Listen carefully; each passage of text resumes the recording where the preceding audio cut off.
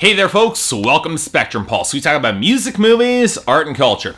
And today we're going to be talking about the debut album from Lucette, titled Black is the Color. We're now returning to the realm of independent and alternative country, and longtime viewers of my channel know exactly what that means. Another rant about country music's lousy web presence, especially from the indie scene. But, you know, I wouldn't keep bringing it up if it doesn't have some real weight behind it. And outside of some truly stellar country blogs and journalists that I follow, tracking down independent and alternative country music is often a real harrowing task. I get that it's a more traditional or old-fashioned brand of music and has similar methods of distribution, but if indie or alternative country wants to maintain its foothold, or better yet increase it, some artists need to step up their game and improve their online buzz and presence. Because, let's face it, even very mainstream country acts are suffering if they don't have that online buzz and hype. Take Garth Brooks, one of the biggest names in country music even today, who has gone on record calling YouTube the devil, has had at best an underwhelming opening week and was forced to hastily launch a web presence days later in the mainstream. And that's a country act who's a household name. As much as I'd like to think that my humble channel has done something to give indie country acts a little bit more exposure, the lack of a pitchfork equivalent or any sort of real aggregator for indie or alternative country has left me and a lot of other country bloggers scrambling a little bit at the end of the year for artists that we might have missed that just kind of fell through the cracks for us. And here's a real glaring oversight on my part. The debut album from Canadian country artist Lucette, titled Black is the Color. Based out of Edmonton, Lucette was originally on the path for a more mainstream brand of easy listening before she met Dave Cobb, the critically acclaimed producer who worked on Jason Isbell's Southeastern and both of Sturgill Simpson's critically acclaimed albums. In other words,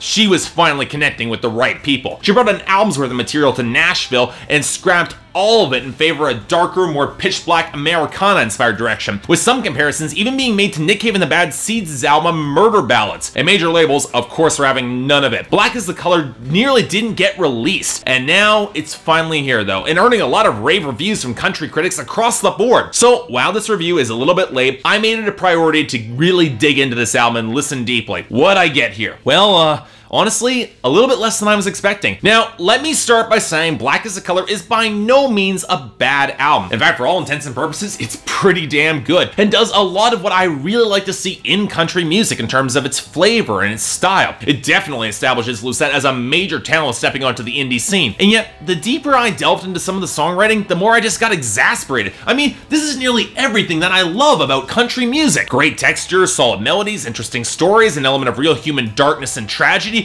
even murder ballads, and she's Canadian to boot, so why the hell isn't this really clicking for me? Because it should. Because when you look at the instrumentation, as I said, this is exactly what I love to hear in country music. The sounds are very crisp and sharp, courtesy of Dave Cobb's masterful production work. The guitar work has a ton of texture, the percussion has a lot of sandy grit, the strings arrangements are flat out gorgeous, and even that solitary fuzzy synth line on the title track feels appropriately placed within the mix. It actually manages to work. Yet in distinct comparison to an act like, say, Sturgill Simpson and his more lo-fi aesthetic, the sounds here are much cleaner, and yet still have that rich organic timbre that works so well. There's still a little bit more reverb than I truly love, especially on some of the vocals, and I do wish some of the melodies had a little bit more presence against the percussion, but for the most part, the mix has a rich spaciousness where every single tone stands out. I love the eerie bleakness of the title track, the snarled guitars of Abel May, the gorgeous vocal interplay between Lucette and Brent Cobb on Poor Sweet Me, the shimmering guitar melody and the massive roiling background textures during the interlude, supplemented by the strings on River Rising, and of course, the dusty neo-traditional vibe of Fields of Plenty with the steel guitars. I can't really say I found a real instrumental misstep on this album, and you know what? That is saying something. And really, from a technical songwriting standpoint, I can say a lot of the same. One of the most defining traits of Lucette's songwriting is saying simultaneously a lot in terms of detail and setting the scene, and yet very little in terms of established plot with regards to the stories that she's telling. Even though there is something going on here, there is plot here. Instead, she's inviting listeners to fill in the blanks themselves through her details, which cultivates a sense of mystery on her album, which can alternatively be enticing for what's unknown or frustrating for its lack of direction. The most prominent example of this is the lead-off single, Bobby Reed, which from the video implies her carrying out some brand of revenge against the titular character for doing her wrong. But the most prominent lyric in the song is, "Won't you cut me down?" If I were to guess my interpretation of the song, the guy has indeed done her wrong and has got two options. He leaves if he truly loves and respects her instead of cheating on her, or stay stay if he wants her and face the real consequences of his actions. Either way, he just needs to make a choice. He needs to cut her loose or actually do something. And that theme of being the woman scorned and neglected is constant across this album, from the title track to the Jolene-inspired aftermath of Able May to the heartbreak of Poor Sweet Me. And what I like about this album is the framing. The dark, bleak tones and Lucette's delivery do a lot, not so much to show obvious grief and rage in the vein of Sharon Van Etten, or genuine despair and sadness like Licky Lee, or even the weary resignation of Karen Jonas, but a sort of muted numbness that adds a lot of tension to the darker moments of this record when you don't know whether she's gonna snap at any second. It's really going for this southern gothic atmosphere, and it's almost like River Rising.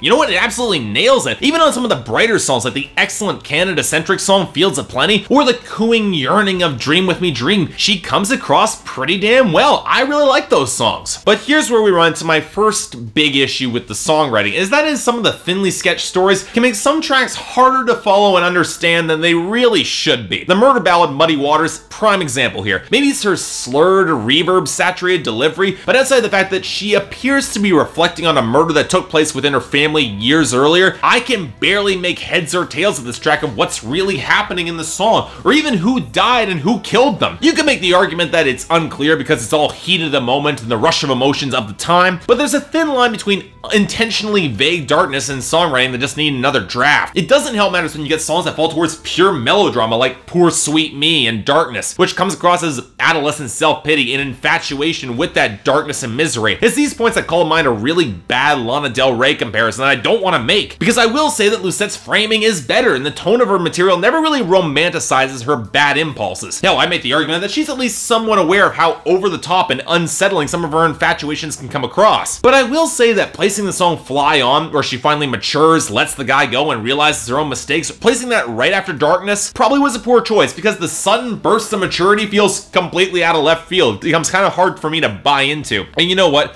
I think some of the larger issues is with Lucette herself. Now, she's a very good singer, don't get me wrong here. She's got great tone, a beautiful voice that definitely shows its classical training while still remaining very organic, but her delivery can come across as a little bit emotionally inert to me. And I really started to question whether or not she was trying to go for this air of numb disaffection, or whether that she just wasn't emoting the way she needed to display heartbreak or a sense of passion. It becomes really apparent on the final track, Utah, which kicks up the tempo and energy significantly in the instrumentation, and yet Lucette is much more reserved and refined. It doesn't really match that. Once again, it's the difference between quiet expressions of real passion and emotion and a lack of that in her delivery. And this album trips over that line a lot more often than it really should. But you know what? Overall, Black is the Color is a pretty damn good debut album. Not a great one, and not one that overtakes the more grounded, complex darkness of an album like Daylight and Dark by Jason Eady, but it's still pretty damn solid all the same. For me, it's a light 7 out of 10 and definitely a recommendation, especially if you're a fan of extremely well-produced independent country that's got some real darkness underscoring it beneath it. One thing's for damn sure, Lucette will be a name to watch in the coming years, and I'm very happy that her career is off to a very